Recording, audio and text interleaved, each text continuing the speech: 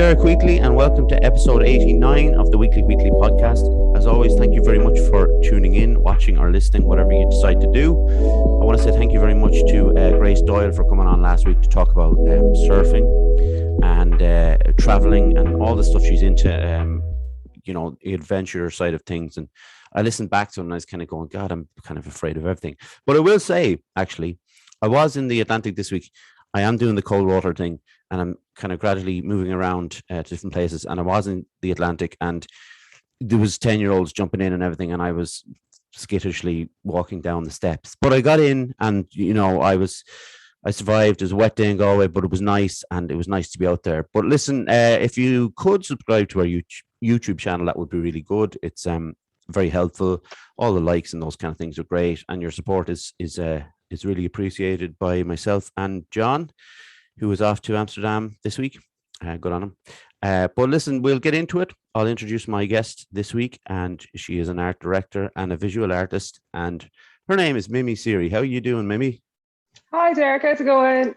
Very well, thanks. Am I pronouncing your name correctly?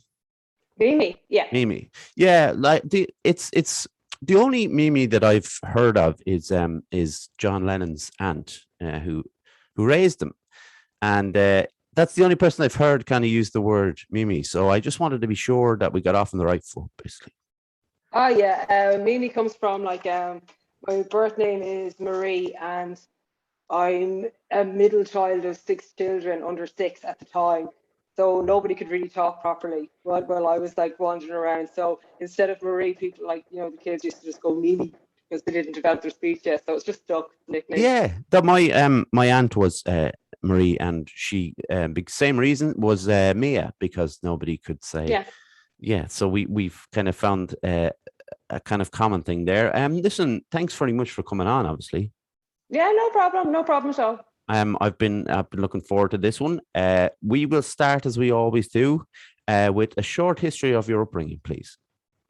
Well, I grew up in Dublin, Glasnevin, and then my family moved over to Athlone when I was about 13, and spent 4 years in the Borough. So I was in first year still in Dublin. I went straight into second year into the Borough. It's very difficult, to go from middle of Dublin to Athlone, but sure, got through it anyway. I built characters in that kind of a way when you're that young and you're moving around. And I went to the Borough and then went to college up in GMIT, and had a bit of that, but Galway is too much good crack, so of course dropped out after a year and a half. And then I went up to Sligo and I kind of matured a little bit. But and I got the degree there, and it was everyone was kind of going to me oh, you're doing a master's, because that's what you do. You have to build on up PhDs, masters, whatever, what have you. And I just made a decision then, I either go on to do a master's or finish my education by traveling. So straight after college, I was just hit Asia for 4 years, and I'm very glad I did that, because that was the end of my education. It's just. I'm still learning from the experience, even though it was so long ago. And then when I came back, graphic design just popped out of nowhere. It was such a weird thing to happen. I never even thought of doing it before, but I just did a short course and I absolutely fell in love with it. And went to Ballyfermot for 2 years, and studied. I really liked the thoughts of just studying the concepts of advertising and the principles of advertising to kind of reinstate the kind of the insecurities that advertising gives the public so they can sell products. You can't sell a product without creating a problem. So to flip that over, learn the principles and basically use it against them. Do that kind of a way. So you were saying there earlier on about kind of how my work has developed. I always thought, and one of the reasons as well why I got into graphic design, because I loved the fact how graphic design is so good for activism. You see it back in all wars and stuff like that. Graphic design was so important. If all museums were closed, you just got all these posters everywhere, lot of satire, like, well, a lot of really deep thinking stuff, like, in graphic communication is brilliant for that. But now I'm going on the road. It's just like, well, maybe actually I don't think I'm an activist anymore. I'd prefer to kind of help people to move on. You know what I mean? Like, and there's like, you haven't gone against activism or anything like that. I'm still an activist at heart, but like, I was thinking about this there the other week. It was just like, some people fight the war and then some people heal the wounded. So I used to be someone that like wanted to fight the war, but now it's just like, no, actually, I think my role here is to heal the wounded. Yeah, and we, like, obviously we'll get into that, and there is some parts of your work that we can kind of touch on that, and it's really the messages are very powerful, kind of in their simplicity, but also the way in which you place them. And we'll talk about your altruism that you have listed on your website and stuff like that. When did you first become aware of mental health?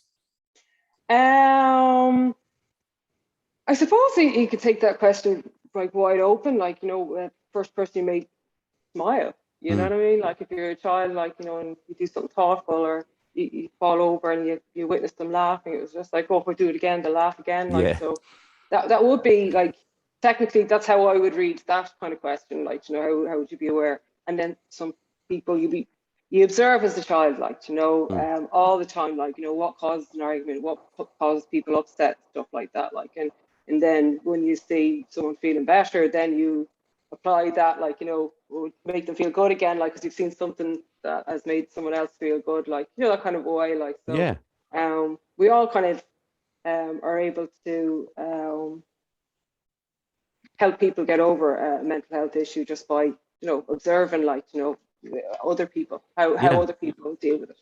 Yeah, and it's probably because like we're 89 episodes in now, and it's a different way of looking at it, you know, definitely, because we all, obviously, look, it depends on the person, but it's the idea that a lot of people will say it was when they were first affected themselves with the mental health difficulty, or one of their, you know, family or friends, and there's all sorts of way of looking at it, and it does kind of come down to smaller things as well as the big kind of issues, and it's nice to kind of to highlight those too, like the fact that we can make people feel better, and in our actions and with our words. So it's nice to kind of bring that side of it too. So obviously we appreciate that. So when did your first when did your artistic side come out for the first time? When I was a child, mom, when I was, I was always drawing anyway as a child, but like to become an artist, like I really wanted to, what I wanted to do, like mom used to cut out the old cigarette papers in the newspapers, sorry, not cigarette papers, cigarette advertisements from the newspapers when I was a kid, and I would have been about 3, and because there's like loads. Would you remember the Surrealist advertising campaign? I think it was Saatchi actually that did it, especially the silk cut ads. I think he did. I'm not sure about Benson and Hedges, but I was so fascinated by them. It was just like, where did these come from? Like, a human couldn't have made this. Like, you know, it was just like, how did this happen? This different world. How can we go into this different world? It was just like, where is this world? So again, became a smoker, of course, at 13. There you go. After all that, Yeah. and like gave up for a few years and went back on them a few months ago. So I'm going to have to give up again. But anyway, the art really stuck with me, like, you know, especially the Surrealists. You know, going into different worlds, and like there's no limits there, and all the rest of it. Like, but yeah, I was always drawn. Like, you know, it's great. It's great for everybody, like not just artists, like, you know, it's just like words are so restrictive, language is so restrictive, like, you know, modern times and the past as well, like there's only so many ways you can say I feel bad. It's just like, why? And, you know, doing music or doing art or doing anything at all, making a meal is expressive enough to say how you feel, like, you know what I mean? So like, that would be the major benefit of it, like, you know, just words aren't enough, you know? Yeah, and it's funny, the surrealist kind of thing. We had expressionist painter on there. It was, oh god, it was a long time ago now, but he wasn't into surrealism. He just said he saw that all in his mind already, so he didn't need to paint it. And to me, it kind of, I had to have a deep think about that, because I don't see that stuff in my mind. The idea of I suppose Dali is a good one to kind of use, is the melting clocks and things like that. He said that was just his everyday life. When you were, obviously you mentioned the cigarette ads, but like when you were growing up and you were getting into art, surrealism obviously was, because you mentioned already, it was a big influence. Like who were the kind of artists that you were getting into? It's a hard one now, because I was a child back then, Mm. so it was like stuff that I just see. I suppose the guy that you were talking to before, he said I've seen it everywhere, because names don't really come to mind like before 10, but I'd agree with him that like it is everywhere, as in like you see patterns kind of moving. Mm. Around that age, your brain isn't really fully developing anyway. Like, you know what I mean? You will kind of hallucinate a little bit. So whatever I saw in the world, like I kind of took from that, and would start drawing like in I suppose like later on I would kind of come across who Van Gogh was, and it would be the same kind of moving patterns and stuff like that, like, and the energy that goes into it. But when going into like teenage years, like poetry would have definitely opened me up. Soundings, oh my God, I'll never forget. Like, you're so alone. Like, and going back to what you were saying, like when you were first aware of mental health, that other people actually had different ways of thinking was T.S. Eliot's Love Song of Alfred Prufrock. I had no idea. I thought I was alone, that like this world was a bit off. It was just like, and he didn't want to go into why it was a bit off, because nobody else was talking about it. Do you know what I mean? It's like everyone was just like, oh yeah, into this, and everybody's in little boxes, and you're like, I don't fit in any box here, like, Yeah. And I think most people feel like that, but they don't really say it. Yeah. I think that's what a lot of trouble is, because if you don't fit into a box, that makes the problem way worse. Like, it's okay not to be in a box. But when I read that poem, I was just like, and for an adult, when you're 16 and, it's just like, oh, this is just young person problems. But when you have an adult telling you like, no, I feel, what is all this repetition and the nonsense of it all? Like, so that really, like, aside from our artists, really changed my mind about the world. That there was a freedom to talk about stuff like this. Yeah. Yeah. When you, like when an artist, because obviously art, like you've mentioned poetry there, and art is many things, but when we're talking about a visual artist, how did you find your kind of, I suppose, what way to put it, your kind of style? How did you come across the style that you're into? And that's not to say that you're in a box in what you do, I understand, yeah. But yeah, just your style in particular. My style in particular, it changes all the time, and it's relative to what I want to say. So if there is like, and it does change all the time. When I was first went to college, like a lot of my stuff was very surreal. So I felt I was trying to make sense of my environment, that kind of way, and that's where surrealism comes from. It's just like, it's hard to explain. But like, in contrast to what it's developed to now, is just like, what do I want to say? It's just like, well, I'd like to kind of bring, well, the latest ones would be more to do with like kind of mental health and bringing people into the present moment and reinforcing like kind of, if you couple say, the way like if people are talking all the time on human manuals as well, self-help books and all the rest of it, like, and you can read so many of them, and you can watch the talk shows and stuff like that, and it's all great, but like there's real good power of combining word and a visual representation of it. Like it really empowers it, because there's a lot of concepts out there that like it sinks in and go, oh yeah, that makes sense. I'll just give you an example off the top of my head. We are all one. Do you know what I mean? Like we're all connected and stuff like that. And it sounds lovely. Yeah. Do you know what I mean? Like it sounds really empowering. It's like, yeah, I get that. But like, and sometimes they do, and the last 5 seconds and it's gone again. It's just like thinking, because everything's so busy and there's so much distractions going on. But if you couple something like that, a phrase, and you couple with a visual, it sticks there. Do you know what I mean? It reinforces the message, and your brain also loves puzzles. I love neuroscience. If you present, and that's part of visual communication when it's done well as well, if you present a message with a puzzle,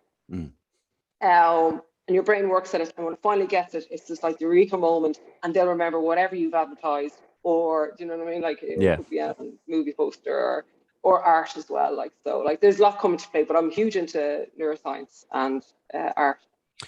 There's one in particular that I love because when I'm really struggling, when I'm really down or having a very particularly anxious kind of period, you know, my mom will say, "This too shall pass," and that was one of yours that I saw on your website, and it again, it's like that what you talk about, the visual as well as just the wording, but it's not like.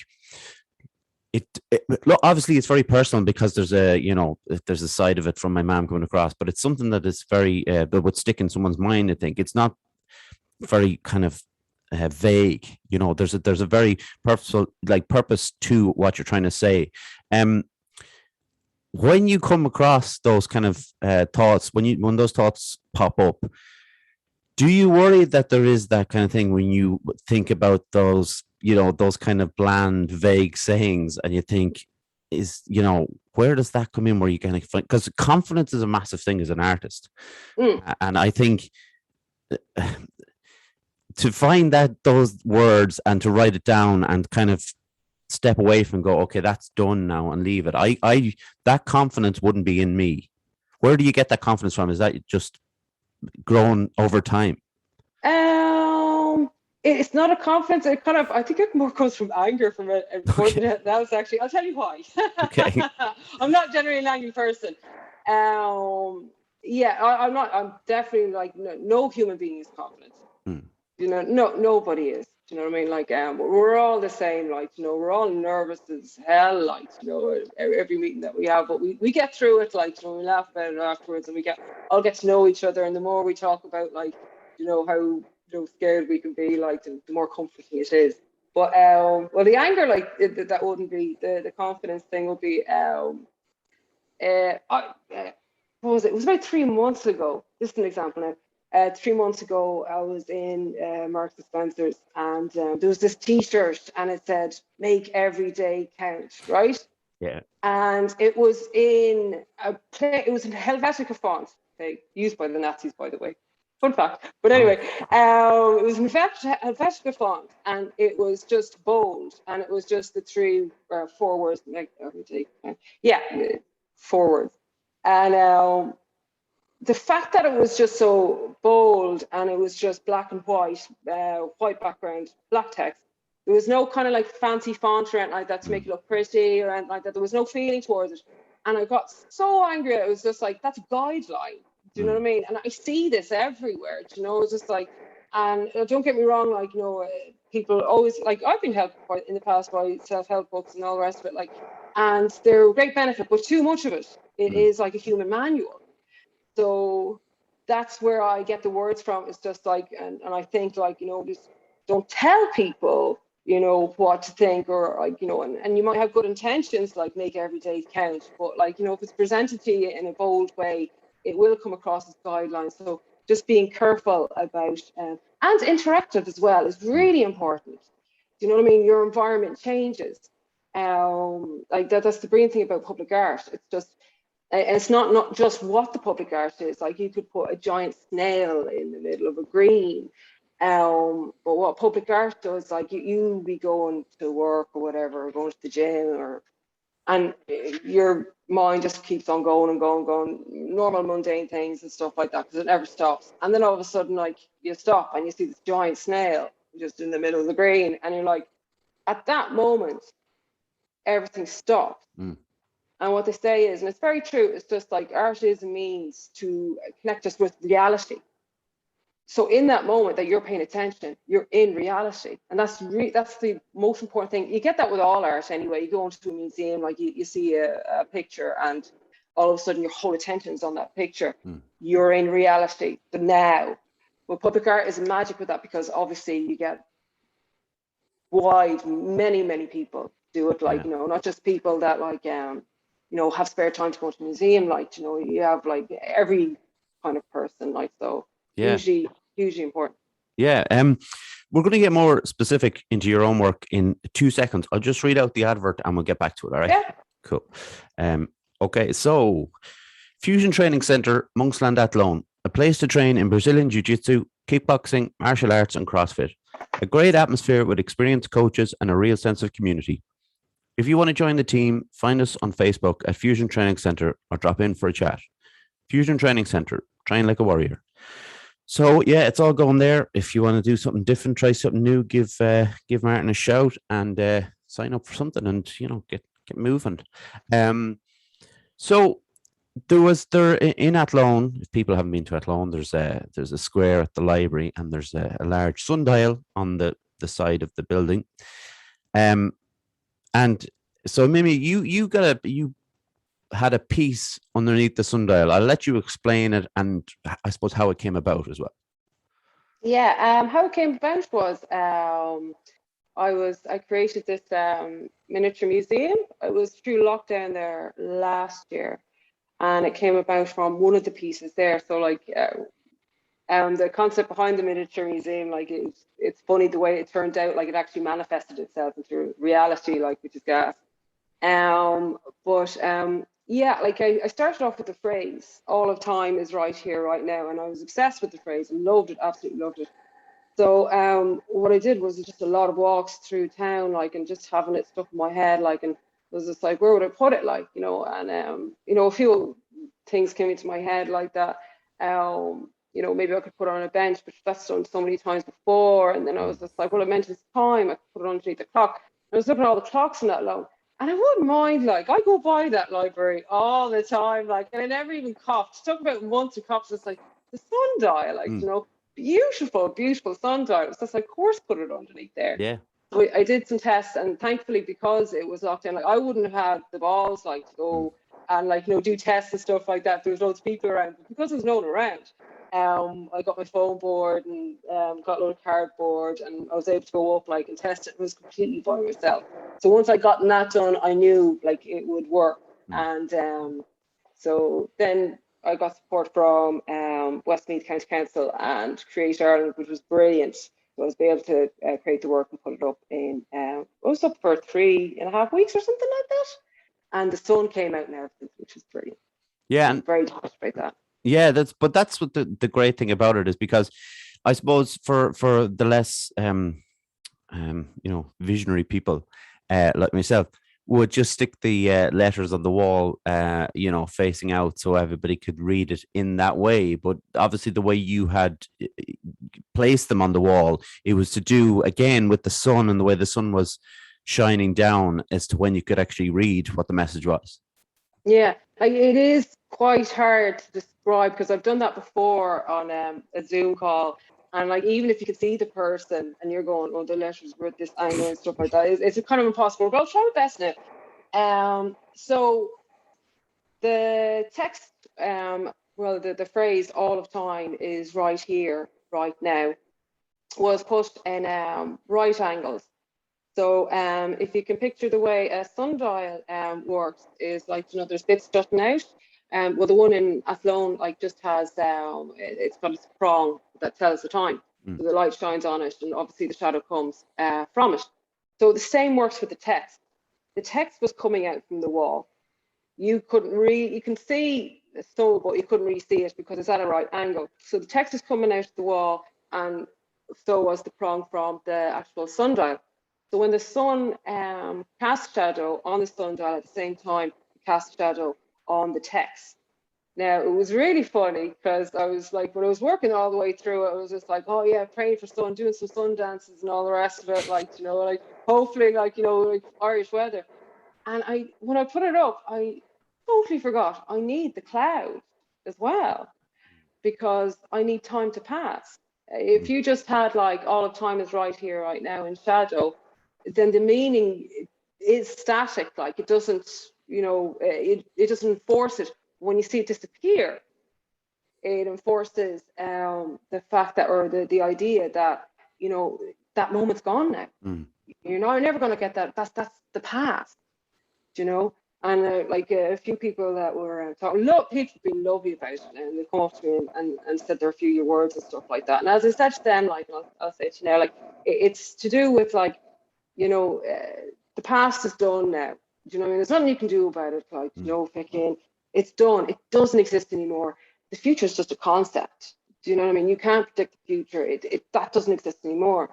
That's just right now is that what reality is. And when the shadows are cast, that's the moment, and it's gone.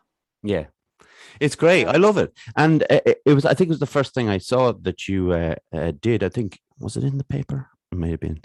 But it was one of those things that was very striking to me and very clever. We will obviously give some of your details out at the end, so people can go back and have a look at all your artwork and, you know, get into it. But you mentioned the miniature, working in miniatures. An absolute nightmare if it was me.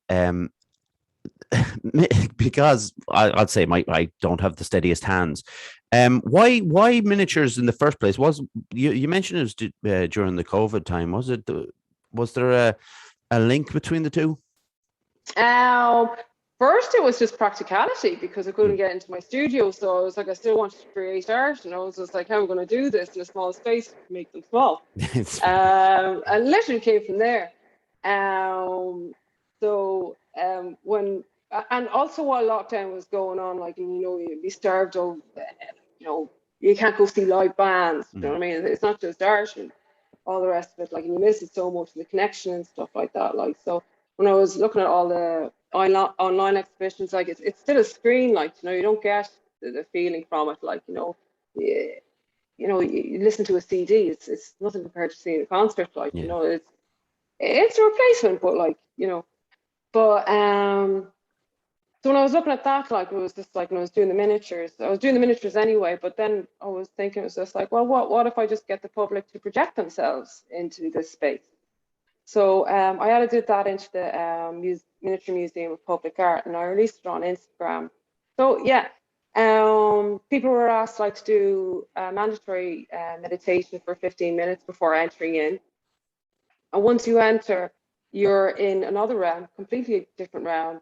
Time and space just doesn't exist here anymore. You're among your family and friends. There's no COVID. There's no restrictions. You know, you're all happy here, and you're here to just look at the art and see what you think and all the rest of it. Like, so that was the whole thing. It was an alternative way to view art, like, you know, and a bit of fun, obviously, as well. Like, you know, I really enjoyed doing it, because I understand that, like, that there's the thing like that. This is neuroscience as well. And it's very, you might find this interesting. It's called, well, it's cognitive embodiment in art. Is when, if you're creating a work of art, just say it's sunset, something like that, and you're drawing it or painting it, whatever. There's certain areas of your brain that lights up. All the rest of it when you're in the act of creation. But what happens is, when a viewer looks at that same painting, the exact same areas in the brain light up. So it's kind of like a conversation, do you know what I mean, between the artist and the viewer, and it's absolutely magical when you think of it. So I was thinking about that all the time through it. Like, so, you know, anytime I'm making anything like that has that kind of theme to it, like, you know, togetherness or like that, I'd always have Alan Watts in the background, or some kind of, like, you know, Zen feature and like that. Like, so, you know, when you view the art, hopefully their brains will light up the same way my brain lights up. And like, I find the whole idea, just because you know, working in miniatures is you know, a scary kind of idea for me, but it's like we have talked an awful lot, and we continue to talk about mindfulness on here, and the idea of how it can come from so many different things, and we're all obviously so different in what we will find. Someone will find miniatures mindful, and others will find them very frustrating because of maybe they're clumsy like me, you know. So it's great to highlight things, and for people to see your work, obviously, and to maybe think, outside their own box and think, well, maybe I could try that. Maybe that would be something that I could sit home and do. And again, that's becomes almost a conversation in itself. If you're, the influence you get from other people is a huge part of that as well. I think. Do you think that, like, since COVID, and I know we're still, not fully away from it yet, but do you think it has any kind of psychological effect on your art?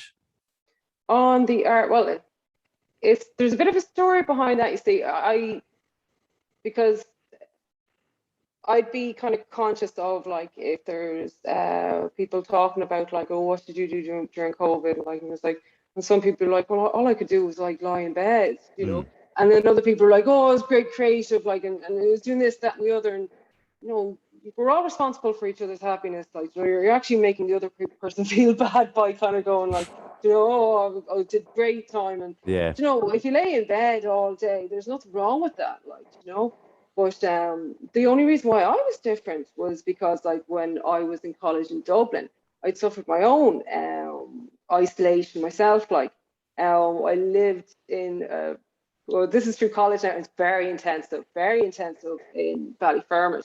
And I lived in an attic room above 4 nuns, right?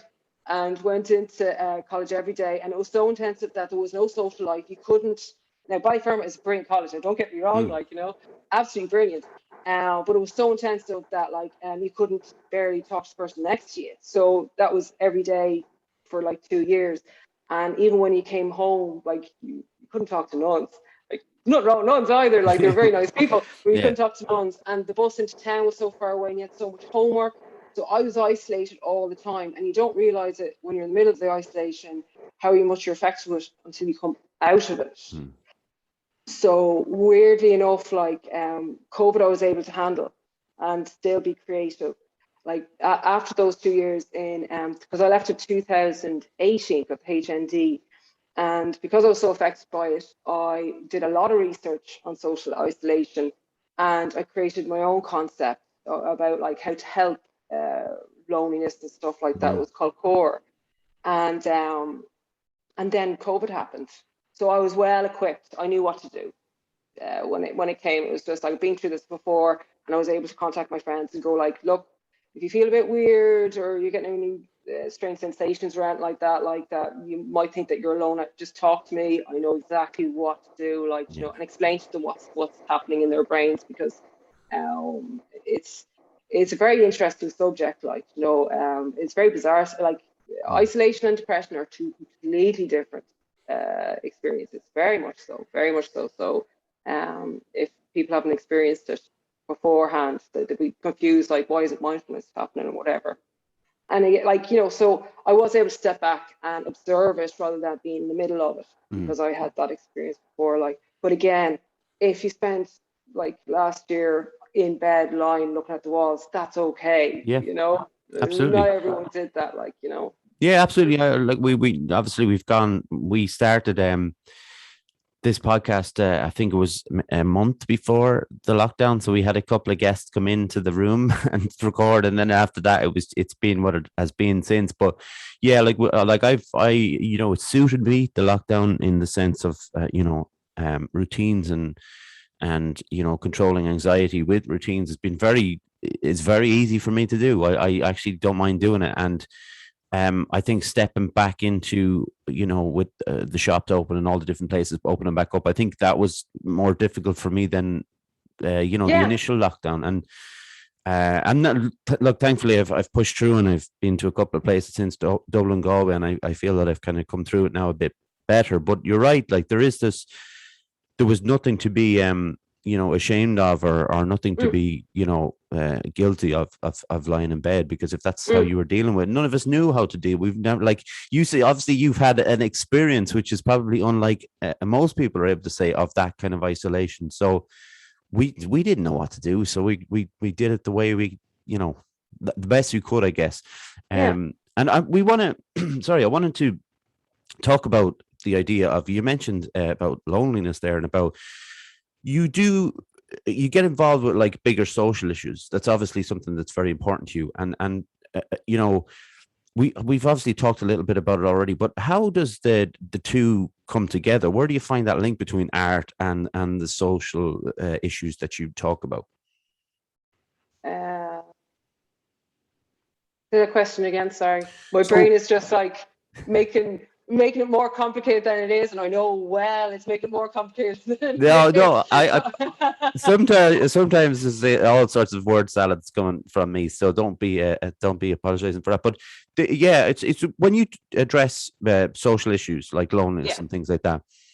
How do you link those issues that you really do care about with your art? How do you say you say something and be creative at the same time? Because we could all just put something out on a page or on a wall or something, but you know. Oh, yeah, I totally get you now. Sorry, like I Sorry. sometimes scramble things. Um,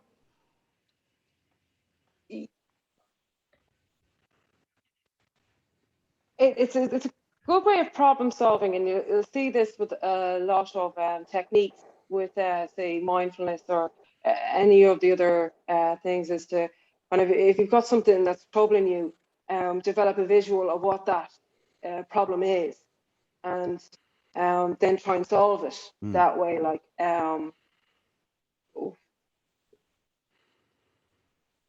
so I suppose it goes back to like having the whole words like with the image, like reinforcing it. I had it there actually to the proper answer just there. But look, Um, well, I suppose I should kind of can jump in with the kind of the idea that what I saw from your stuff, that yeah. there's something really clear in what you kind of what you want to say, you know. And I think when I see something, a message to do with, we'll use loneliness because you've mentioned it already, so we can kind of use that.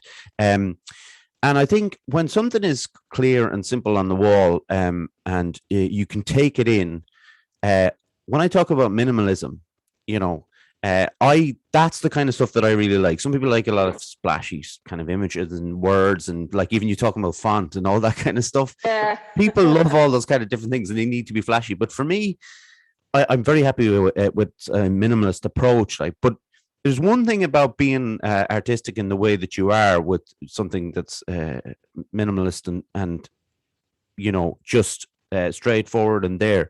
But the way you present it, there's different ways that you present something. Like, you know, what is the I've mixed some of them in my head, but there's one where you had a word or a phrase, and it was the foliage was basically growing. Ah, You know the one I'm talking about. Well, obviously yeah. you created it. I'm very fond of that one.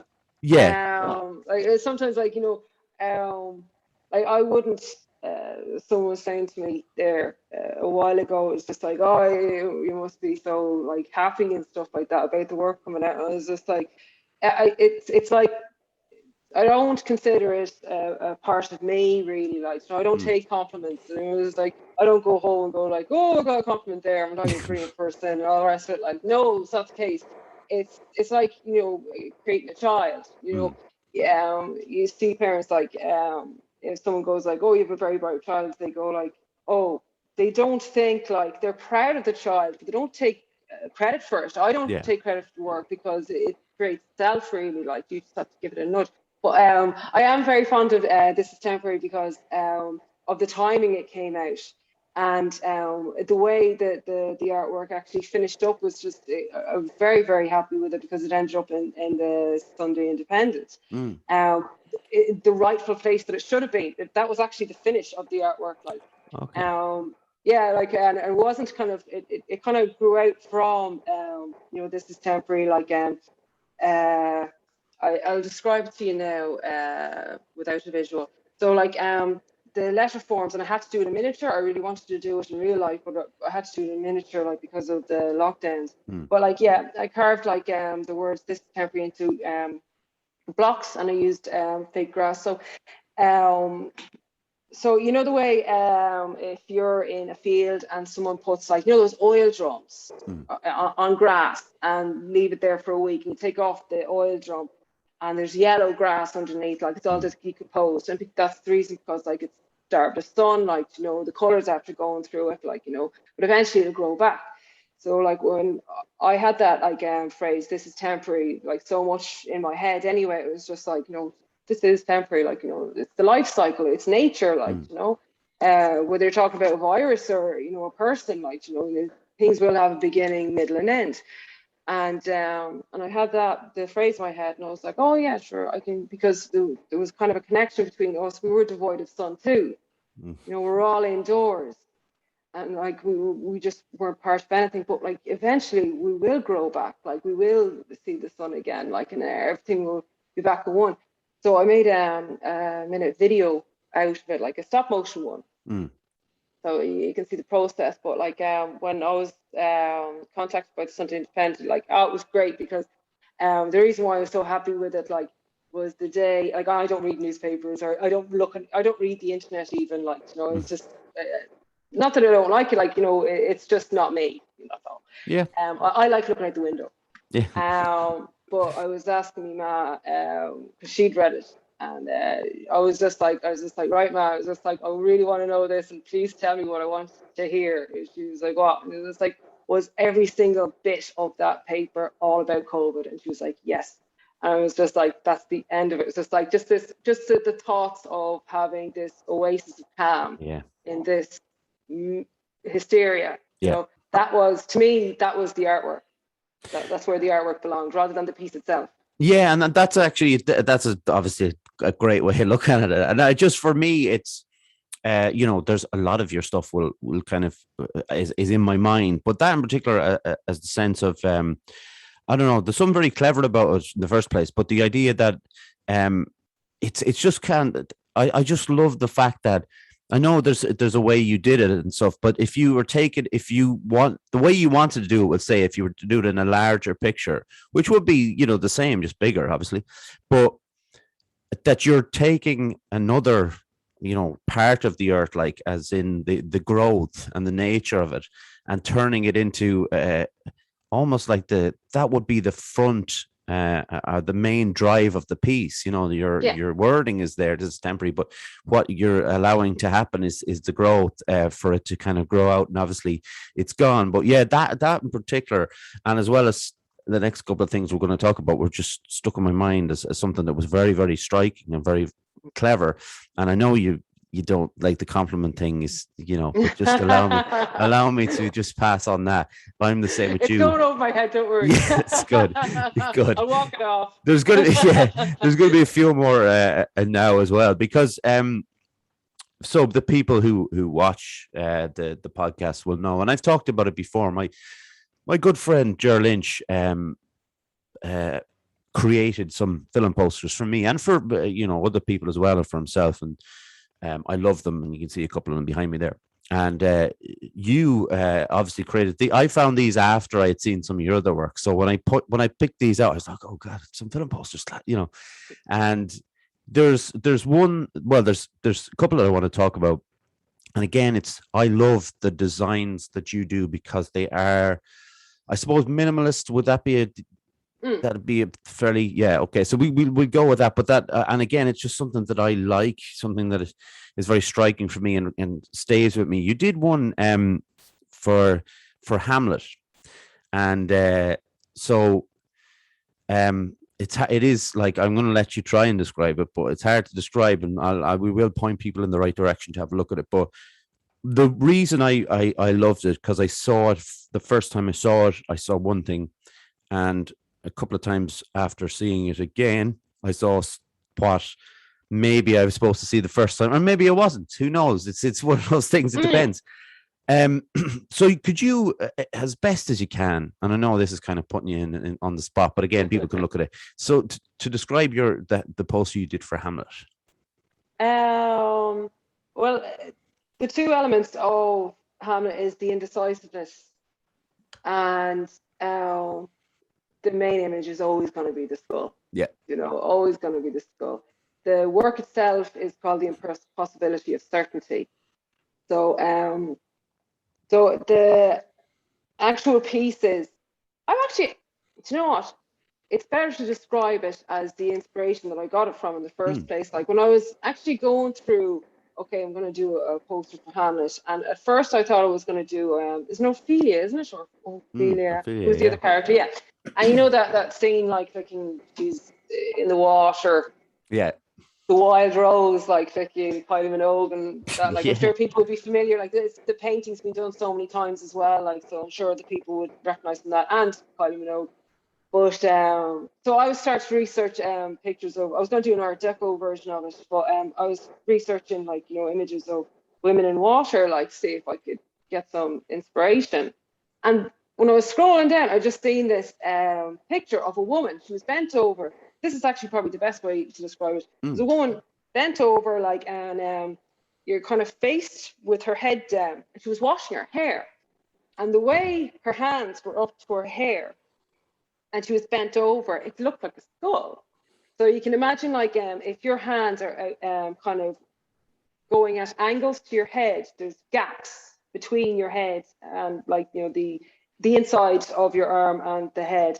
I hope to God I'm explaining this. No, it's good. It's good. But, so I was just like, I have to do some tests now, to see, with proper lighting and stuff like that, which it worked out great, like, with the lighting and stuff like that. So there is a person bent over with their hand. Like, instead of putting into my hair, I just put it behind my neck. So just to have the exact same pose as someone that was in turmoil, and it's taken from above, but at the same time, like, you can see the skull. So, like, when I was doing it, it was just like, it's the death of the mind. It's just like, the impossibly, like, if you're ruminating as Hamlet did, like, it's just like he was kind of creating some kind of death in the mind, like, just thinking yourself, and what's worse, death of mind, death of body kind of thing, like, but very happy with that. It's brilliant. I love, like, and I suppose I can explain now. What I saw was that was Hamlet in like in anguish, like you say, in pain, and it wasn't until a couple of years later then I saw the skull, and I was like, oh, of course it's a skull. And I like the fact that happened. I like that I didn't see it immediately, and I saw it and I do. And I've seen some of your other movie poster ideas, and there's one for Moby Dick which is very, very clever and great, but the Frankenstein one stands out for me because obviously it's such, like, it's not just, obviously it's outside of a movie, it's a work of literature, obviously, and if you were to talk to someone about Frankenstein, they and ask them what do you a line from Frankenstein is, it's alive. Everybody knows that. If they've seen the film, they know it's alive. And your poster is Frankenstein's monster under the sheet, and it's the breath. And that for me would not have at any point sprung to mind as an idea that could be used, because we're hugely influenced by what we have seen before. And, like, I saw Frankenstein when I was quite young, I suppose, and seeing Dr. Frankenstein, roaring and shouting and everything around, and lightning and all that kind of stuff. But again, it's bringing it back to the very kind of the core idea of this monster being alive, but just the simplicity of that breath. And then even with me saying that, kind of calling it simple, it would never have kind of come to my mind. Is Frankenstein a very important thing, film or piece of literature for you, or was it just that idea that you had for it? Oh, that was just a project like that. It was a brief that I got. And that one comes from, like, a different type of inspiration completely. You get, like, kind of flashes, like a lot of people do get them, like, before that, there's a state before you fall asleep. This is a bit interesting, like, it's called hypnagogia, and a lot of people get it, like, if it's a state, you're conscious and then your unconscious state, and there's a kind of space in between that you're both conscious and unconscious. And a lot of people, musicians and artists and anyone, can get it, but they don't either pay attention to it or think that they're thinking weird thoughts, and they're like, get those weird thoughts out, people think I'm crazy or whatever. I thought I was crazy for years until I found out about this thing called hypnagogia. It's a good thing to tap into. I had a few glasses of wine that night as well, but I don't endorse drinking to get inspiration. Yeah, and I was working on the brief and wasn't thinking anything of Frankenstein lying there or anything like that. And yeah, about 3 o'clock in the morning, I was just like kind of drifting off, and it just came in a kind of. I know it sounds a bit airy fairy, but like it does happen in that way as well. You just see it, and that's a really fun way to work because then your brain starts going like, okay, let's make this, and you just watch your hands, and you're like, the brain's incredible. And all of a sudden, it's right in front of your face in the physical world. You know, it's a poster. It's like that was in my brain. Your brain goes through this process. Yeah. Telling your hands to do something, and telling your brain goes like, choose this color and that color and that color to perfectly match. Just a flash moment, like, you know, Yeah. it's great. But then another thing, sorry. No, go. Yeah, but another thing about like creativity, like, because when I talk to people about creativity, I'm like, oh, I'm not creative and stuff like that, or else they're afraid and they're like, oh, I'm crap or whatever. It's just like you have to remember, like, you know, that everything that you create, myself included, or anybody else, like, you can't turn around to someone and go like, oh, that's not good, and you can't judge yourself if you don't think that you're good. It's like, because that all comes from your subconscious. Do you know what I mean? It doesn't come from you. Like you're watching it and you can see it consciously, but everything that you create comes from your subconscious. You can't tell someone that your subconscious is wrong. Yeah. That's just so silly. Do you know what I mean? So like, no, if anyone out there, like, you know, ever thinks, no, I could never do it, it's just like, no, this is your subconscious. Your subconscious can't be wrong. That's you. That's part of you. You can't do that to yourself. Like, no, don't be so hard on yourself. Exactly. And just do it and just try. And like, if you have never done it before, if you're listening to this podcast and you've never done it and you thought, you think, well, maybe I should try and create a movie poster or just paint a picture. Like you say, it doesn't, for one thing, it is so beneficial for mental health to be creative, to, you know, be in that moment. And again, going back to mindfulness, but, you know, there is a sense of accomplishment. And I know you said about compliments and stuff like that, but it's not even that. It's just your own self, you know, confidence will go up because you find yourself, you're creating something and you're, you know, I think anybody should try something. And it's like going back to finding what you're into, like whether you want to pick up a guitar or you want to, you know, do a painting, whatever it might be. And I think, and, you know, it's funny you mentioned about that, the idea of, you know, that state between sleep and awake and, you know, that's another thing I find myself drifting into. And sometimes you'll like kick a ball or something in that state and you think you're actually kicking a ball or falling off a cliff and you do that jump like to wake yourself up. Yeah, we're all playing football for some reason. Yeah, I know it's very strange. But I did, like Paul McCartney wrote Yellow Submarine in that state, and it's kind of like it's very dreamlike kind of song, you know. So it's like it's so interesting to me. There was another thing I wanted to ask you about. I'd watched this. It was a while ago. I watched this documentary about Damien Hirst and how his work is made, and obviously people know Damien Hirst for a lot of his pieces of work. But what he does now, he's got a kind of a factory, and he's got a team, a staff who create the work. He obviously comes up with the ideas, and then they create the work. And do you think that's, not that it's not fair or anything like that, but do you think that's a right way for? Because my whole thing is like, if I buy a piece of art for 80 million pounds, I want to think that Damien Hirst was the guy who was hands on in that, or does it matter? Is it the idea? It's a sticky one. It's a really, really sticky one. I can understand like why people be like, hang on, like, you know, he's not doing his art and all the rest of it, like, and you know, if they're not fans of it, but like, it's how art evolves. It'll go into like spaces that is confusing for the public, confusing for other artists, and the rest of it, like, and it's a struggle to see where it's going. Like, you know, Duchamp, you know, the guy with the urinal, the fountain, like, and he said art was dead. And he loved saying that. Like, it was just like, this is the end of all art. Like, he said he wasn't an artist, but he loved the compliments. Like, you know, great character. But like, you know, Damien Hirst, he does kind of. I remember seeing him. It was on Instagram, and he made this. Sorry, I'm not laughing. He made this exhibition and he just came in the door and he was like, oh, this is the first exhibit, like, and it was like one of those sterilizing stations for COVID, and it was just like the hand wash and a few towels and stuff like that, and it literally was like a wash station for COVID for the inside of a door.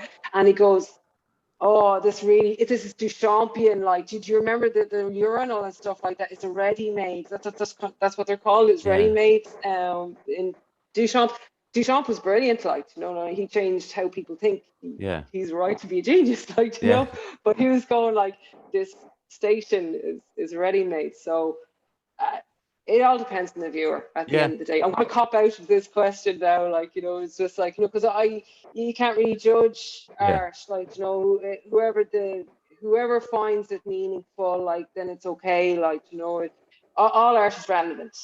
And getting other people to do it for you, if it's strong enough concept, one thing about Jason Hurst, like, the titles for his works can be amazing. So we don't so, like, if you had this glue thing here that I'm holding in my hand, and if you had an amazing title for it, like, it completely changes it. And it doesn't matter if it was made, we got it Mr. Price or whatever, like, you can't say that anymore because the title of it is just completely different. But I totally get where you're coming from about, like, manufacturing stuff, and you're getting so much money, and that's another way that our art has evolved. It's just like, the first question when someone says or shows a work of art is like, how much is it worth? That's the way it's gone, like, awful sad, but everything evolves like that. Like, you might agree with it, you might disagree with it, but you never know, something else might come out of it. I never thought of the name being something that would kind of maybe draw it in even more. I love that, like, Edvard Munch just named his paintings just as they were, like the kiss and the scream and anxiety, these kind of just exactly as they are, and I love that. Like, he is my favorite artist, and I really like seeing the way he's great. And I love the actual seeing the brush strokes and seeing the why. You can see what the width brush he used, and like I say, using those simple words and stuff like that. But you're right, like, it is all to do with your own perception of what it is, of what art is and stuff. And people don't like Banksy and these kind of newer generations of people. I suppose Hurst falls in that. It falls in that category, and it is all relevant, and it's all good. And if you're into it, enjoy it. When you aren't being artistic, what do you like to do in your spare time? Daydream. Daydream. I'm a chronic daydreamer. Like, but what, you're not daydreaming about art though? I'm pretty much daydreaming about everything. Like, if I could put it on my CV under hobbies, I would put daydreaming. I'm shocking for it, like. And could I just get an idea? Like, so if you, I think anxiety drives me a lot. So it's like, I'm thinking, right, what do I need to have out set for tomorrow? Like, what do I need to do for today? And it's never a case of just sitting there and being just like sitting still. And I'd love to do it. Like, when you're daydreaming, are you literally like, is it a case of you are in the process of doing things and you're daydreaming, or is it very much in a static kind of position and daydreaming? Or both? Both, yeah. A lot of it's both. Yeah. But I stare at a wall like people look at Netflix. It's just like, and, like, don't get me wrong, it drives me mad sometimes as well, like, because your imagination is left by itself. Like, the excitement takes a nosedive very, very quickly. Like, living in your head is never a good thing for a long period of time. Like, but sometimes it can be great fun. What else do I do? I like reading. Like, I'm getting into I'm getting back into Jung again. I haven't been into Jung, like, in a very, very long time. Like, it's the kind of go-to for art students. Man and his symbols. So I've seen symbols everywhere now. I love reading stuff like that, like, and you can see the proof of it. We did have someone on who was really into Jung, and we Oh, probably, really? yeah, we only really brushed the surface, of course, because it came at the end of the, the chat, and it was kind of like, and I don't like.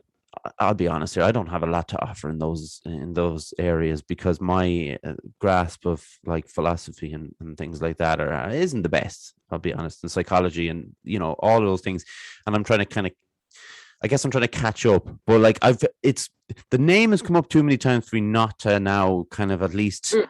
have a little bit of a read. And we always have, especially with the internet around, there's always like introductions to these people, and I should really just check it out, like, and see what I think. It mightn't stick. Yeah.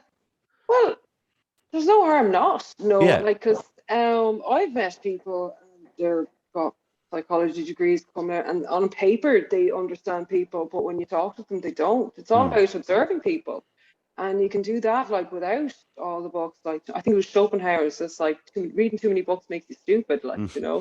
just and that's what I like doing. Is just like read maybe one or two of the greats, and then let it sink in and observe people. But oh no, again, like, you never feel like, you might be, you're not against, beside the heavyweights of maybe your friends or people that you've talked to, like, that have read all this philosophy. Like, everybody has something to bring to the table. Like I was saying during last year as well, it was just like, because nobody had experienced this anymore, and for a long time to come, like, there's been no journals, there's been no papers.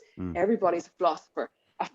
7-year-old is a philosopher in this. Do you know what I mean? Like, it was like everything is so fresh. So like, work on that. Like, you Yeah. don't have to. You don't have to, like, Yeah, I think it's like when I was probably in my 20s, and I was trying to catch up with, I suppose, works of literature that I felt that we all should read, which is a nonsense anyway. But I felt that I needed to read these books, and I remember reading Moby Dick, actually, considering your poster, and I remember reading it and thinking this is a great book. And then there was like a chapter on the anatomy of the whale, and I thought, this is not that good of a book. But it came out of it though, and it got back to the story, because it's a brilliant story. Like, it's a kind of a universal story, and it just happens to be about a guy trying to catch a whale. But I really tried to chase down all this stuff, and I was reading stuff. I remember reading a Salman Rushdie book, because I had read the Satanic Verses, and it was great. I really thought it was a brilliant book, but I read Midnight's Children, and I hated it. And I was about 100 pages in, and I just couldn't. I always say to people now, if you're really not enjoying a book or a film or something, just not stop. But at that time, I wouldn't let myself stop reading it. And the more I read it, the more I disliked it. And I really kind of, I had such a bad experience with it that I was like, right, from now on, I need to just, when there is that moment of you saying, this is a waste of time, this is not for you. It's not that the book isn't a great book. It's Salman Rushdie, the guy can write. It just wasn't my book, my type of book. So yeah, it's one of those things where you try and catch up with everything. But it's just, on this podcast, I've tried to take little pieces, maybe not from every episode, obviously, but from some. So I'm going to put Jung down on the list, and I'm going to maybe just do a little introduction to see what he's all about, and that, I think that'd be good. But he's a lovely, he reads very well. He's a lovely man. He's like another guy, if you ever wanted to go neuroscience kind of way, like Oliver Sacks. He's absolutely I've read his heartwarming. Like, he is like another, Jung is like an Oliver Sacks. So he is. So you're in good hands. And talk the jumble. Sacks I've read a couple of Sacks's works, Awakenings, and there's another one I have in there. But there is a new documentary out about him. I think it's definitely coming out next week, or maybe it's out this week. It's this week or next week anyway. But it's meant to be a brilliant documentary about his life and stuff, and a fascinating character as well. Mimi, where can people find you if they, after all this talk of your work, we need people to go see it, The website is mimiseery.com, and I'm on Instagram as well at Mimi Seery.